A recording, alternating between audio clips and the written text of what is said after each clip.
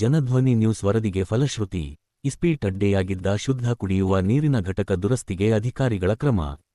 ಚಳ್ಳಕೆರೆ ತಾಲೂಕಿನ ನನ್ನಿವಾಳ ಗ್ರಾಮದ ಹೊಸ ಕಾಲೋನಿಯಲ್ಲಿ ಶುದ್ಧ ಕುಡಿಯುವ ನೀರು ಒದಗಿಸಬೇಕಿದ್ದ ಘಟಕ ನಿರ್ವಹಣೆಯ ಕೊರತೆಯಿಂದ ದುಸ್ಥಿತಿಗೆ ತಲುಪಿ ಇಸ್ಪೀಟ್ ಅಡ್ಡೆಯಾಗಿ ಬಳಕೆಯಾಗುತ್ತಿದೆ ಎಂಬ ಆರೋಪದ ಕುರಿತು ಜನಧ್ವನಿ ನ್ಯೂಸ್ ವರದಿ ಬಿತ್ತರಿಸಿತ್ತು. ವರದಿ ಪ್ರಸಾರವಾಗುತ್ತಿದ್ದಂತೆ ಎಚ್ಚೆತ್ತುಕೊಂಡ ಅಧಿಕಾರಿಗಳು ಇದೀಗ ಘಟಕವನ್ನು ದುರಸ್ತಿಗೊಳಿಸಲು ಮುಂದಾಗಿದ್ದಾರೆ.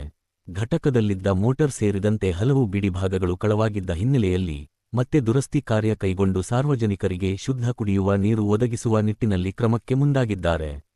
ಈ ಕುರಿತು ಪಿಡಿಒ ಇನಾಯತ್ ಪಾಷಾ ಮಾತನಾಡಿ, ಈಗಾಗಲೇ 2 ಬಾರಿ ಘಟಕವನ್ನು ದುರಸ್ತಿ ಮಾಡಿಸಲಾಗಿತ್ತು.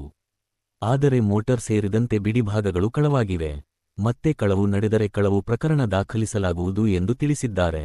ಜನರ ಸಮಸ್ಯೆಗಳಿಗೆ ಧ್ವನಿಯಾಗಿ ಅಧಿಕಾರಿಗಳ ಗಮನ ಸೆಳೆದು ಪರಿಹಾರಕ್ಕೆ ಕಾರಣವಾಗುತ್ತಿರುವ ಜನಧ್ವನಿ ನ್ಯೂಸ್ ವರದಿಗೆ ಮತ್ತೊಂದು ಫಲಶ್ರುತಿ. ಜನಧ್ವನಿ ನ್ಯೂಸ್, ಜನರ ಧ್ವನಿ, ಜನರಿಗಾಗಿ.